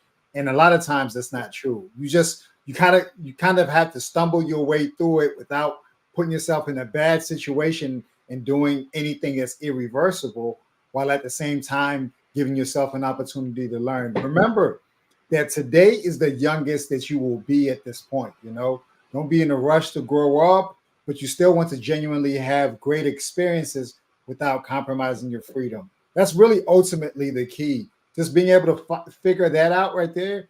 And one thing I can say to friends is that I had friends that I was attempting to get on board with the ideology, the books and everything that I was reading. But you have to understand that friends, they generally occupy the same space as you at a certain time in your life. Just because they don't decide to continue to go up at the same rate that you're going up, you have to still kind of compartmentalize your relationship with them and say, hey, listen, now I'm just going to reach back to you when I have an opportunity to reach back to you. We're not going to stop being friends. It's just that right now my preoccupation is in my growth, and I have to put on my mask first before I can expect on anyone else's mask, So if you understand that ideology, it's not that you're abandoning them as a friend. It's just that the way that you really have to hone in your time, it has to be solely focused on you putting your mask on first, and then you can have an opportunity to start sharing things with them that can enrich their life and improve their life. But if they don't want to do the same things that you want to do, just leave them there as still as your friend. You just have to know I can spend time with you during the holidays when I come visit or whenever I'm in my off time. I just can't be spending my prime time with you when I'm supposed to be getting things done because we're kind of moving in a different direction. Mm-hmm. Dang. Sure. Thank you guys. I'm No doubt. jump off stream. I gotta go get my clothes out the dryer. But I appreciate you guys for having me on. No doubt, man. Glad you came up, man. And let us know, Mr. Boyd. We answer your questions. You got any additional 100%. questions? Shoot us I an think in email. a few months I'd like to do a Mr. Boy update and tell you guys where I'm at compared to where I was when I first came on and asked you guys. Okay, cool. Yeah, salute, man. You got it, man. You got it. All right. No doubt, man. Take care, man. All right, now. All right, so fellas, we're gonna get ready to wrap up. I think that was a great conversation. It's always good, and I'm glad Mr. Boyd came up, being younger, 21, because it's always good. I know I try to talk with the young people so I can get a better understanding. But I think that was a great conversation. So we'll just go through and give any last words, final remarks. I'll start with Sim first to kind of looking at wrapping us up. And so, I mean, just to wrap up our conversation, you don't have to have it all together. You just have to have a willingness to put one foot in front of the other and just take one step at a time, figuring out your way through these finances. Like the idea of finding a partner who possesses all your values, all the traits that you're looking for, like there's a slim to none chance of you finding someone who possesses those traits. And they say that the place that you probably the most likely to actually find someone who aligns with most of your values is potentially at college or maybe high school. Now at those same exact times, we might not be in the right mental state. We might think that there's a limited amount of time in front of us, so we might not really take advantage of that time that we have before us. But if you can do like Mr. Boyd is doing, making little investments into himself and just attempting to figure out the way. Once you figure out grounding for yourself, I think that you have an opportunity to start looking upward, and you have all the opportunity for you to start evaluating ancillary things that go over and above just you figuring out your footing. So my name is Sim Seer. You can find me on YouTube at Sim Seer, where we have conversations like this, where the primary objective is for us to create an opportunity for us to be empowered. That way, going into the future, we can focus on applying those knowledge or that information in order for us to be moving forward, going into the future without relying on anyone to be our primary source of information. So, Luke.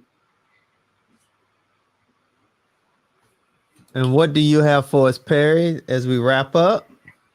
Yeah, man, I don't have much. Just thrilled that he came up, man. I think it's good, man, just to have younger people up and just to be interested in it, man, because I feel like, man, he's at an age that really, like, you really do have it all in front of you. And, man, you start making the right choices at that point. I mean, that's really a game changer. So I definitely appreciate that. And then other than that, it's just every choice we make, right, makes a difference. That's what people need to know. Every choice we make, and whether it's a wife, husband, whatever you're looking for, or it comes down to money, all of our choices do come back around. So that's pretty much all I have. It's just important for people to remember whatever choice we do make, or due diligence or lack thereof that we take, it's going to either hurt us or help us. There is no middle of the road. So just in each of our choices, you really have to do your due diligence the right way, and then make the best choices. That's all I got. And I would just say for first thing is thanks for everyone that tuned in. Definitely appreciate Mr. Boyd for coming up. I would say that just make sure that you sit down and you identify with what's going to work for you. I think he brought up a great point of we in a world where there's so many distractions. So we now got to slow down and just take a look at what do you actually want for you and how you're going to get there. And if you don't know, then you have to go out and seek the information and start asking the questions. And then that way, at least start leading you somewhere where you can now start fine tuning to what you want for you as an individual. And by doing that, I think you can have a better perspective on your financial journey, but also on your relationship journey. And I say the key is just always humble yourself, do the due diligence, and then never be afraid to ask the question. And with that being said, I think you'll have a great outcome. And then and you'll have a great outcome. But I also think that we have to know that it's not going to be easy neither. It's going to take some work. It's going to take some setback. It's going to take some, getting uncomfortable. It's going to take frustration, but it's going to be all worth it because it's going to help you build what you need to build for you. So with that being said, this is Tim, also known as the Intentional Millionaire. Also, we have the Finance Bros, Simsea and Perry Unlikely. Definitely make sure you go over and check out their channels also. And with that being said, you all have a good night. Thanks for tuning in, and we'll catch you on the next video.